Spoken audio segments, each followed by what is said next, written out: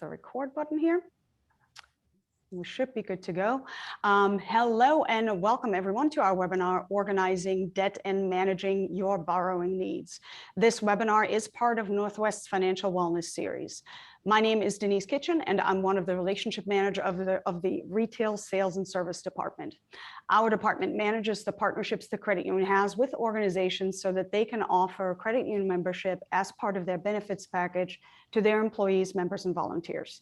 First off, again, thank you so much for your interest in our webinar today. Secondly, I'd like to go over some housekeeping items. Everyone is muted due to the number of participants, and we do ask that you hold your questions until the end of the presentation and then ask them via the chat feature when we get to our Q&A session. And you will find the chat feature at the bottom of your screen. The questions you can pose to everyone in the chat feature, but at the end, we'll also have some email addresses posted for you so that you can ask questions after the fact.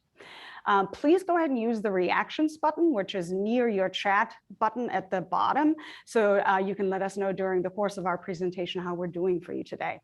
Also, we will be raffling off a $25 Visa gift card as always, and that will be after our Q&A session. So please make sure that you stay tuned until the very end.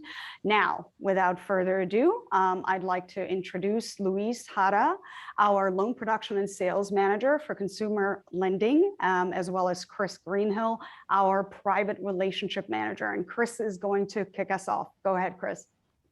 Right. Thank you so much, Denise. I'm excited to be able to work with everyone today and talk to you about how you can organize your debt and manage those as well.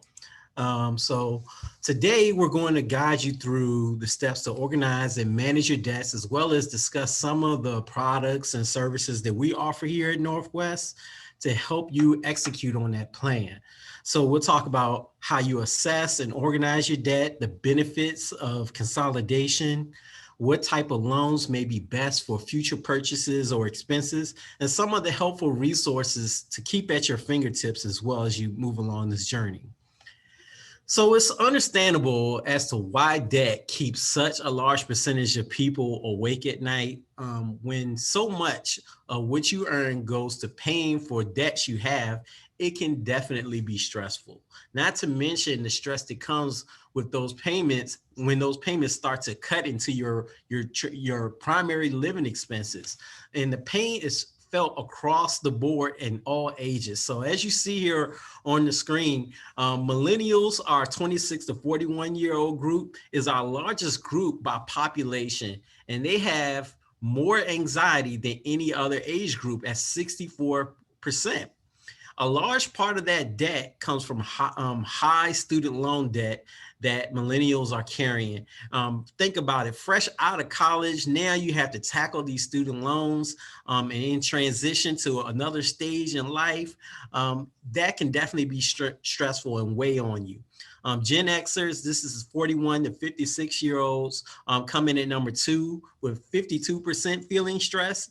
Gen Xers, these folks are the most debt burden group and generally have the highest non-mortgage debt, with a significant amount falling into credit cards. So a little more than half of them are feeling the stress of these debt levels. Baby boomers, our 57 to 75-year-olds, round off our list here at number 3, with 27% of them feeling stress over debts. This group tends not to have very high or any student loans, or they're also going to have very low credit card balances or lower mortgages because they've been paying on these debts for so many years. Yet there's still some stress there, even at that age group. As stressful and overwhelming as debt can be, it's important that you face your debt head on. And we found that writing it down on a piece of paper or typing it in on an Excel sheet or using some software program, if that's what works best for you, will bring it to the forefront so that you can acknowledge where you stand before you begin to tackle it. So every time a bill is due or the thought of bills that may come ahead and that's weighing on you, you want to remember that avoiding those debts or not acknowledging them doesn't make them go away, but rather that problem just keeps getting bigger and more problematic. So step one here is organizing your debt. So let's turn the lights on and face that darkness. So with your list, you want to capture some key information, which is your creditor name. That's who you owe the debt to, the type of debt that you have.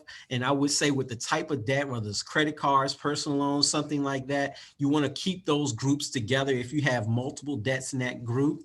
Loan balances, how much you owe, the interest rate, this is the amount that is costing you to carry the debt, and payment terms. This is how long you have to pay on that debt. And finally, your monthly obligation to pay towards that debt.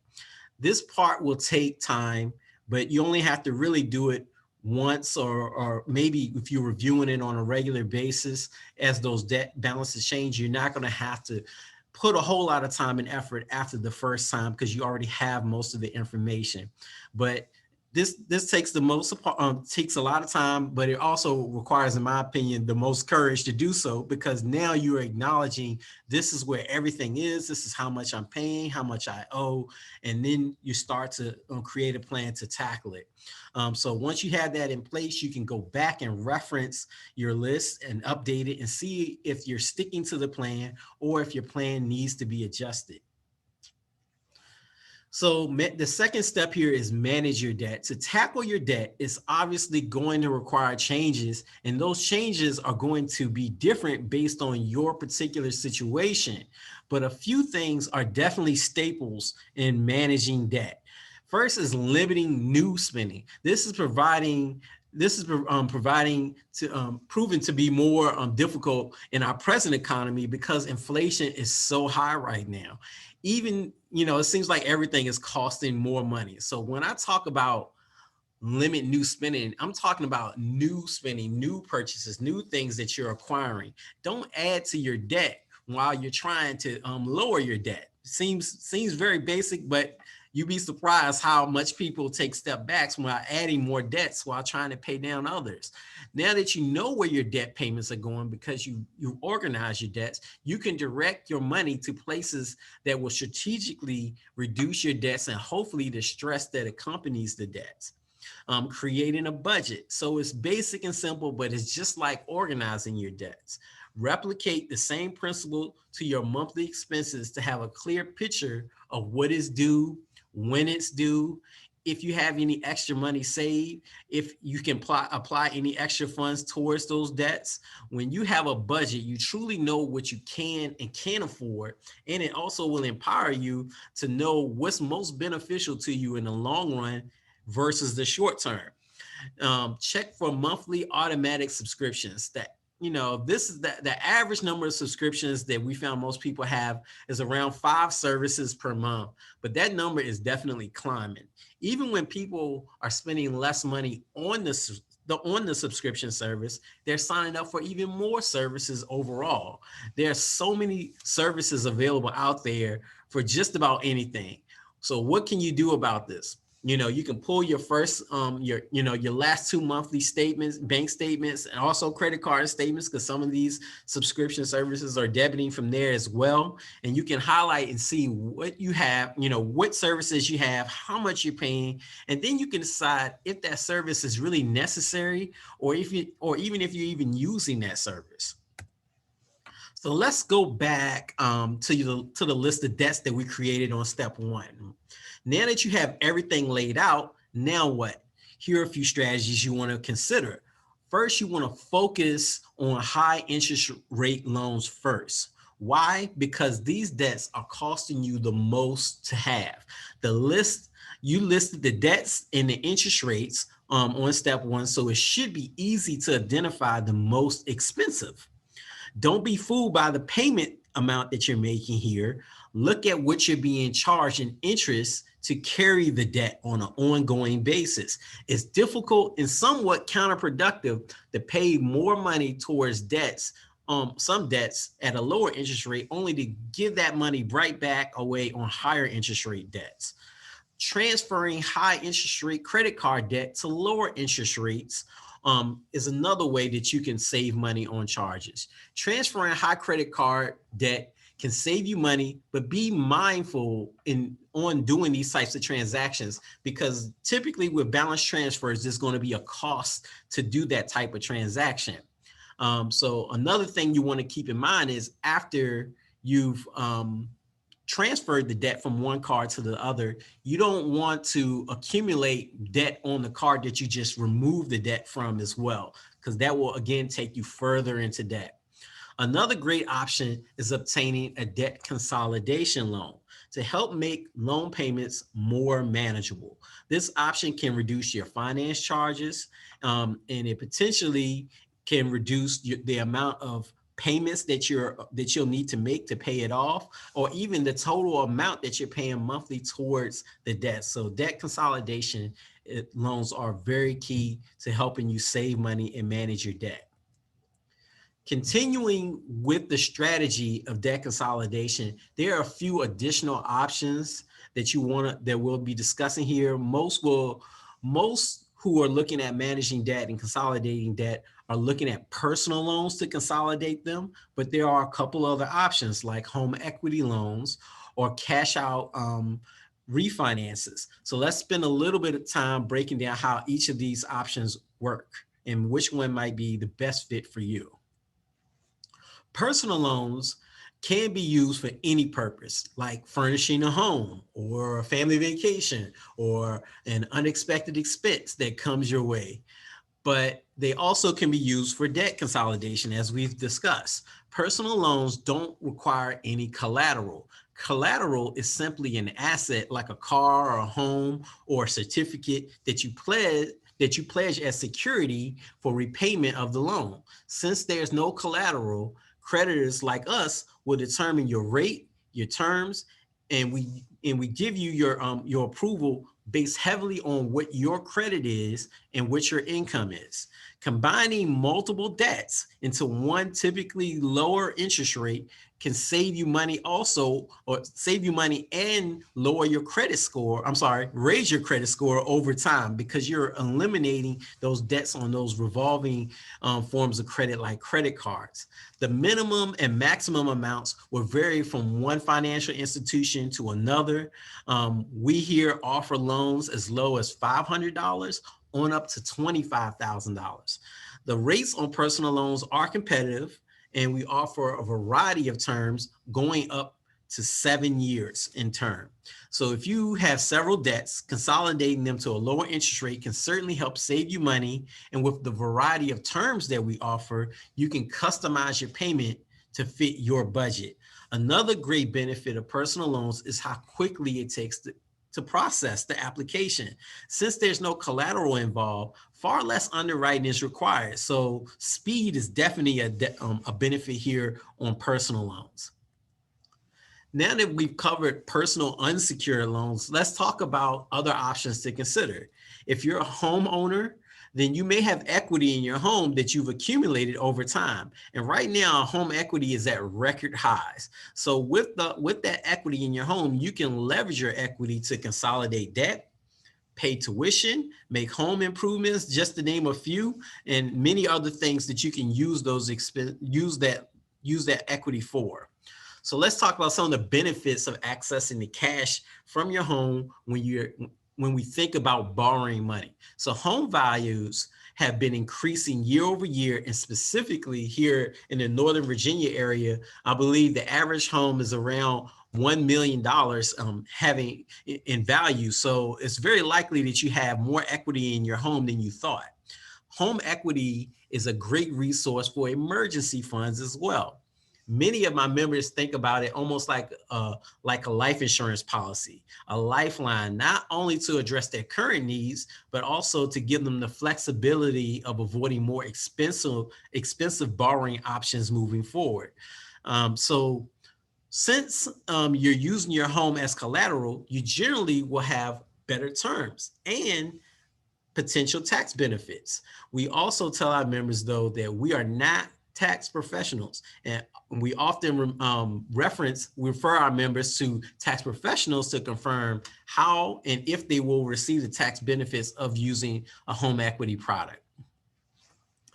Now that we've covered why you should consider using a using the equity to manage debt and pay for expensive purchases, let's talk about the two types of home equity options that are available out here.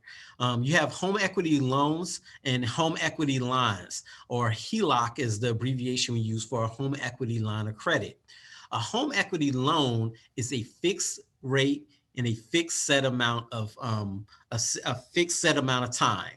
While a home equity line is a variable rate, but it also is a line that can be accessed, repaid, and accessed again over time. So when I talk to members about their debts, finances, how they would prefer to manage it moving forward, a home equity loan is suitable if you want to lock in a low rate and not have to be concerned about the rate going up.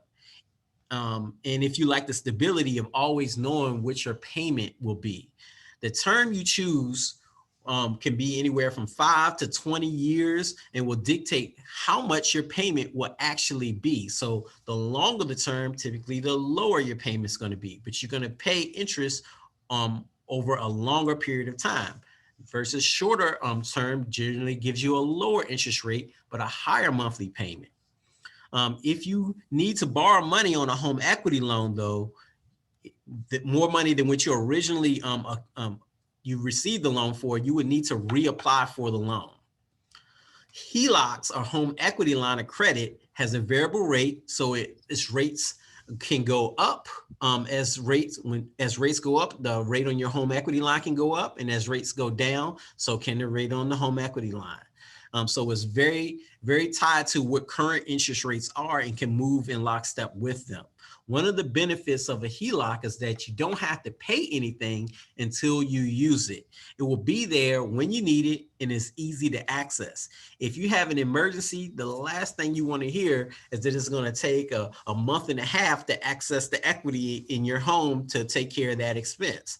Another flexibility of the line is that it provides it's ideal for multiple projects. So often we don't know or encounter additional costs with home renovations. So the flexibility of a line allows you to adapt to that situation. So unlike the home equity loan where I said you would have to reapply if you needed more funds, with the line of credit, you can just access your line for the additional funds that you need.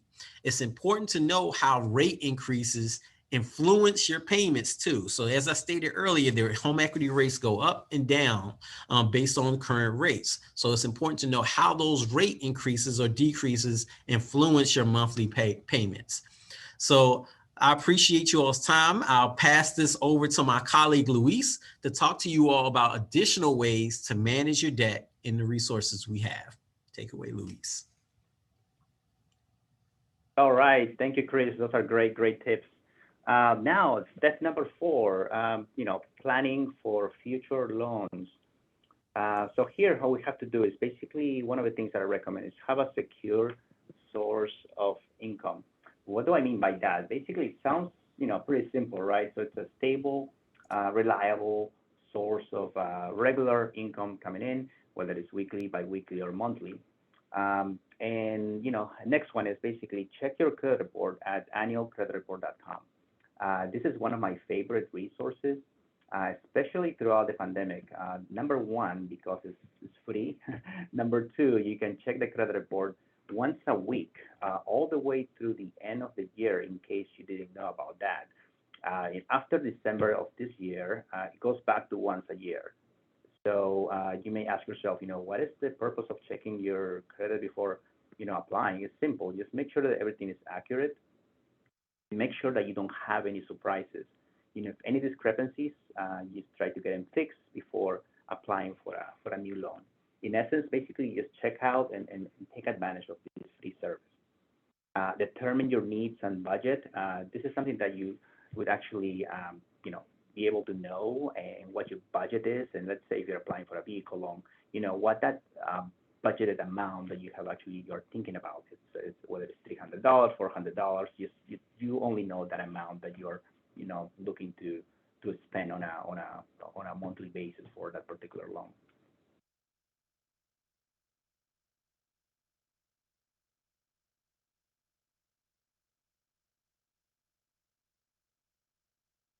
All right, the next one. Now, jumping into interest rates.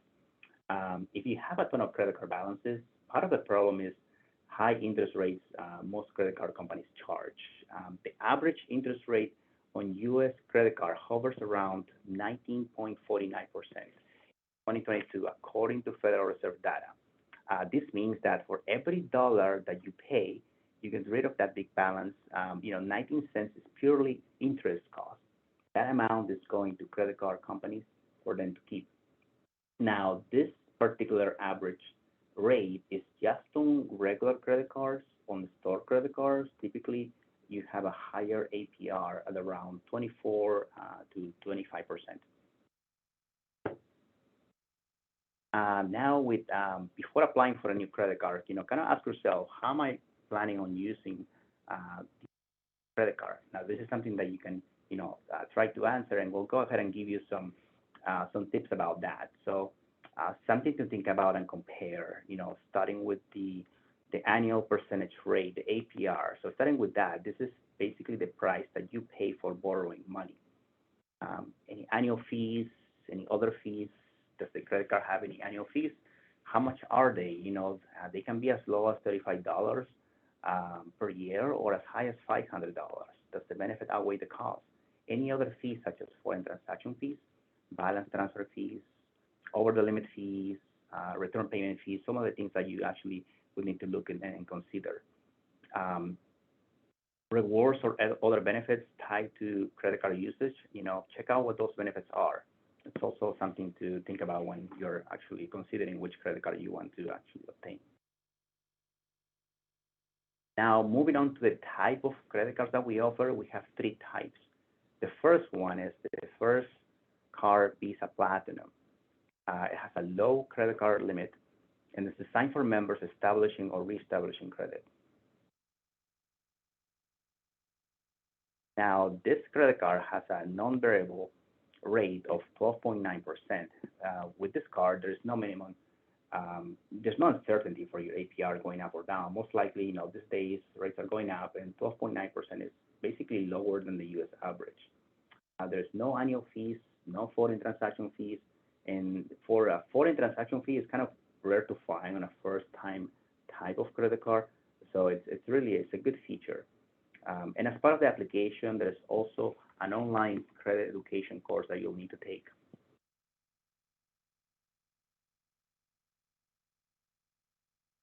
Our next credit card number 2, which is a Visa Platinum, has a very super low interest rate, as low as 7.49%. And this card features our lowest variable interest rate, 7.49%. That's as low as. No annual fees, no foreign transaction fees. These are good features to have also. And also has valuable Visa cardholder benefits. And for more information and details about all the benefits that this credit card has, I would encourage you to check our website. There's a section called Visa Benefits. Now, for this category, it's a very popular one because, who doesn't like rewards, right? When it comes to rewards, not all rewards are the same. Some cards may appear to offer higher rewards on the surface, but it may be at the cost of, for instance, additional fees that we just talked about, a higher APR on the credit card, just to kind of sometimes offset that those benefits that they give you, right? And other reward restrictions that the credit card may have. Our third credit card that we offer is the Now Rewards Visa. Rewards on purchases everywhere, a low variable rate, no annual fees, and no foreign transaction fees as well.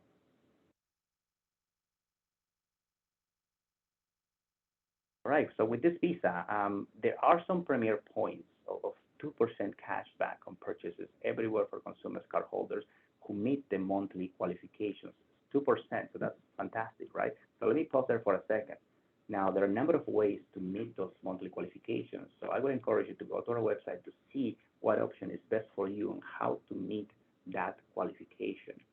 Now, if you're not meeting that monthly qualification, that is okay because you're still earning rewards, right? Not 2%. It's still a win-win situation. Why? Because it's just basically the standard reward is 1.25 points for every dollar that you spend on purchases. There are also other opportunities to earn bonus points, thousands of bonus points on this type of credit card. So basically, what do I mean about that? Is, for instance, you can get 5,000 bonus points if you finance your auto loan with us and get this, now rewards Visa card. Also, like kind of here's what I have is variable rate as low as 8.49%, still on the single digits, which is really a pretty good deal. This is way lower than the national average that we just covered at 19.49%, right? So just these three main kind of highlighting those key points. They're just things to compare that are valuable for this credit card that we offer, and also coupled with the very low rate that we have. And by the way, there's a variety of ways to redeem the rewards that you might have noticed. Also cash back, there's travel, there's gift cards, there's merchandise. You can donate the points, or you can basically pay with the points at select merchants. Moving on to auto loans, vehicle financing, compare rates. Do your homework. Try not to jump to the dealer without doing some research. Get pre-approval before going there. It's just getting a pre-approval is a peace of mind, and you're basically already have that approval in the bag, basically, right? Do that first so you can basically just cross it out from the list. We have fully loaded car buying experience, basically all from our website as a resource, as an option whenever you need it. And that's via, companies that we partner with, like TrueCar and Carvana. So it's just basically all in one place. So apply for a loan there on the website, and you can also find this other, links and, companies that we partner with. So now to enhance the auto purchase experience, here at Northwest, we have pre-approved auto loan checks ready for you, valid for up to 45 days. So that's actually a pretty good deal, 45 days.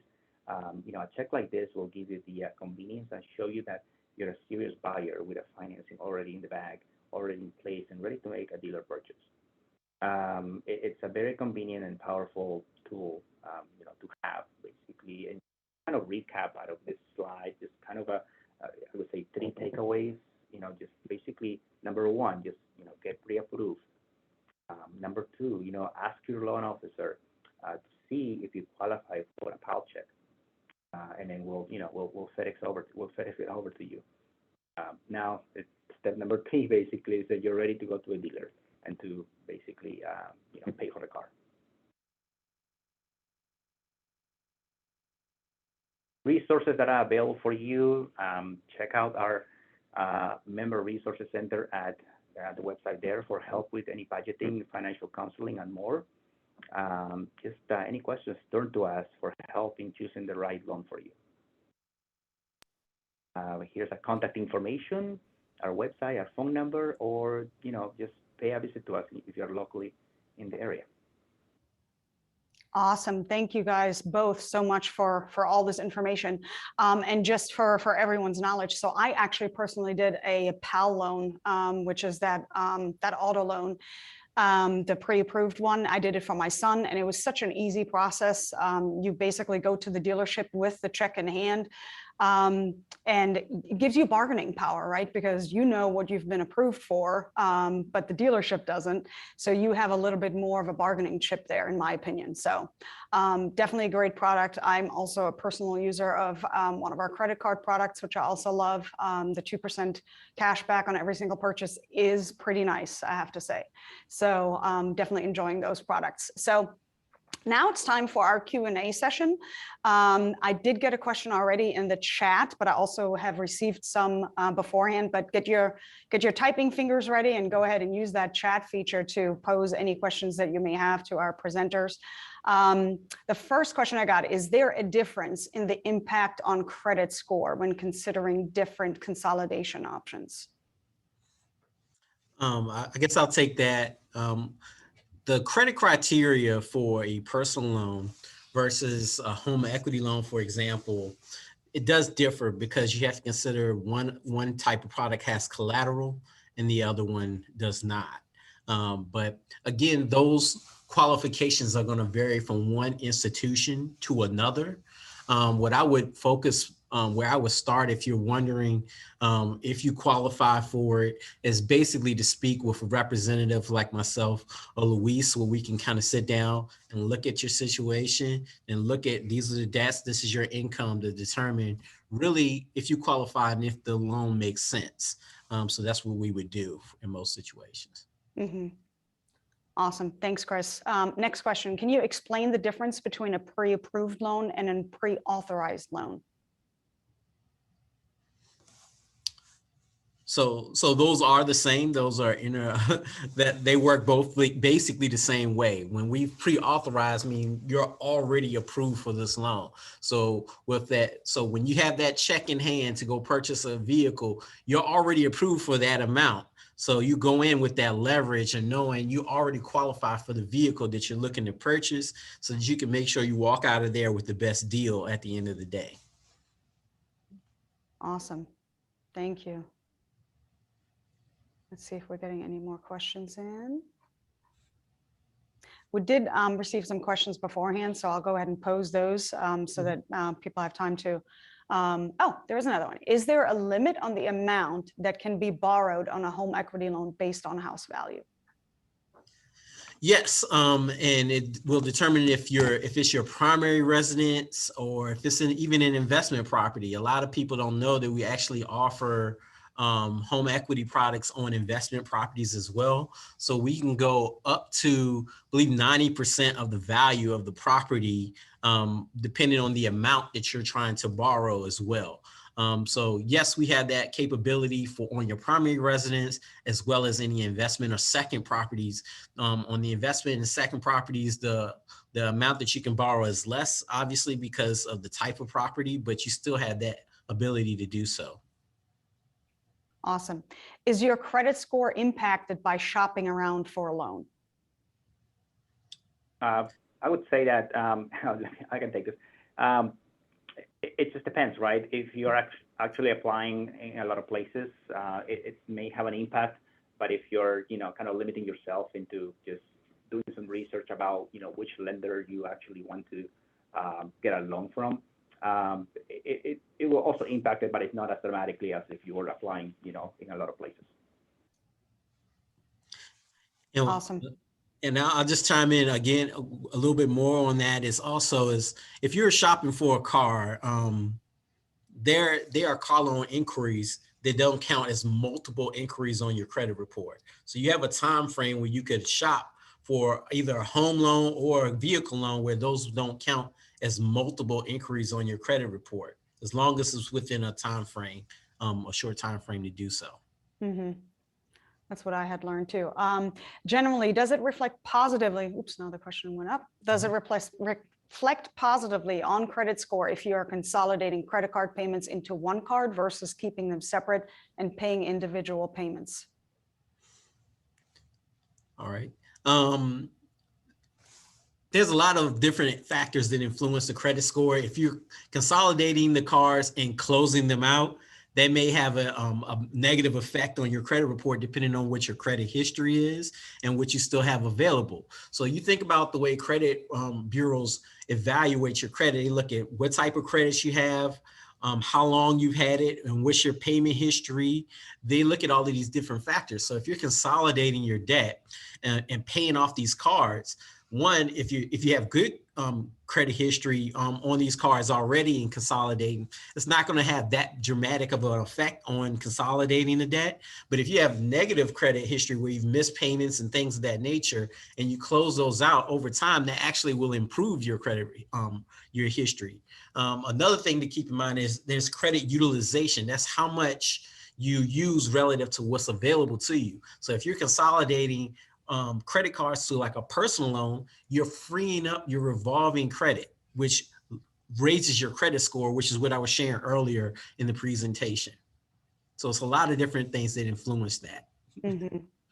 Thank you, Chris. Yes, and just to add to that, Chris, good point that I always recommend, when you're consolidating and you have a number of credit cards, some maybe just a few months, others you had them for a very long time, a number of years. So try to perhaps at the same time, like close the ones that are, just have a few months or just a couple of years versus the one that you have established. You have a long history of goes back to 10 years. Because you had that history with those credit card companies, and that reflects good on your payment. Yes, and guys, next month we'll actually have a webinar on credit, and we'll have someone from Equifax speak. So she's probably also very well equipped to answer some of these questions that you have regarding credit. Next question, how do you make a decision to consolidate credit card debt if you have several cards at 0% APR for a year or more? Should one wait until they expire or consolidate right away? Well, yeah, it depends, right? Yeah, sorry. No, go ahead, Luis. Yeah, so it depends. If you still have a 0% interest rate on those credit cards, you could, continue paying on that because you have no interest rate, right? So you could kind of time it and just wait until before that switch to whatever 6 months, 12 months, or 18 months. Would kick in and, try to consolidate and just put everything into one single thing. If you still, of course, have a balance on those. Yeah. Awesome. Do you require appraisals on HELOCs? Yes, we do. So we want to know the value, but there are different types of appraisals that are captured. So the type of appraisal that will vary depending on your situation in the application. But we do appraisals. Awesome. Would it be a good idea to refinance student loans? So we didn't really cover student loans, even though it's a big debt out there. What I will say from a student loan perspective, you have private loans and you have government loans, right? So generally with your traditional student loan, the debt is already the rate is very low, and they carry a lot of great benefits associated with them. But if you have private student loans, generally those give you the best, my experience, are the best opportunities to refinance and get better terms on those. But I will be careful in refinancing student loan debt that is not private loans, because you need to understand what benefits are associated with the type of loan that you have, as well as the rates on them are, as I stated, are generally very favorable as well. Good point. Does Northwest Federal Credit Union prefer not to provide multiple loans to the same household? So car loan, home equity, personal loan, et cetera. No, we know our members have these needs, and we'd be happy to accommodate in providing those needs. A lot of our members come to us for all of these services, from purchasing home to purchasing a car. They come to us for these different needs. So yeah, we do offer them, and we'd be happy to offer them to our same and existing customers, because we understand that you're going to have these needs, if not now, in the future. So we definitely can do that. Yes, and I'm personal witness to that. I have a bunch of different products with Northwest, and I'm very happy with them, so that's good. Let me see, we've received some questions beforehand, so we'll cover maybe one or two, and then we'll go to the raffle questions. But one question we received was, how do I apply for a Northwest credit card? Yes, a good question. Number of options that we have 24/7, going to our website, going to home banking on your telephone, basically. That's number one, right? Number two, give us a call during our business hours. Talk to a loan officer over the phone, and we'll be happy to to guide you to and application from you and help you. Number three, I would say if you're locally in the area, you can stop by our branch and apply there. Yeah, I'm more of the personal touch type person. I usually prefer to go into the branch. But everybody's preference. How do I know what debt consolidation product is best for me? Yes, I'll take that. To know which one is best for you, we know that where we stand, we're your financial experts here. We're here to help you. So what I would recommend is, once you've covered that first step, we just need to know what type of debts that you have. That's where you assess and say, this is who I owe, this is what the rate is, this is what my payments are. what makes the most sense for me. So that's when I would recommend speaking with someone like myself or one of the branch employees. Just come in with that information, and we can look and see what type of loan, if any, would make the most sense for what you're trying to accomplish. It may be a personal debt consolidation loan, personal loan. It might be a home equity loan. So we're looking at different options to see what option would be best suited for you. So I would recommend speaking with someone in the branch with that information in hand. Awesome. Thank you so much, Chris. All right, everybody, now it's to the fun part of this webinar, of this show. I almost said, Yeah. I almost feel like a game show host when I do this. Now it's the raffle question for a chance to win a $25 Visa gift card. So make sure you get your keyboards ready, get your fingers warmed up for us. Which home equity product has a variable rate? First one to answer correctly will get the card. Yes, we've got a winner. We have Carlisle, who is the winner of the question. Thank you so much. I have from your registrations, I have your email address, Carlisle, so I'll be reaching out to you for mailing address, etc. Congratulations, good job. I'm so glad you guys listened when you attend these, so that's very good. Any last words, gentlemen, for our viewers and participants? No, I thank you all so much for attending. You know, it's really good that you all are taking the time to understand different ways to manage your debts. And I would encourage you to look out for additional financial education webinars that we're offering, because it covers such a variety of different areas. I put my contact information in the chat, which has my contact number and email. So if you have any questions for me or wanting to look at some things, I'd be happy to take care of you. Yes, thank you, Chris. Thank you, everyone, for your time. We really appreciate you guys being here. And yes, until next time. Awesome. Thank you all so much. And as always, I will be sending out the link to this recording so that you can watch it again at your leisure. And of course, Chris's contact information. All right. Thank you all so much. Thank you, Chris and Luis. Very good information. And till next time. Absolutely. Enjoy your day, everyone. Bye, everyone. Bye, guys.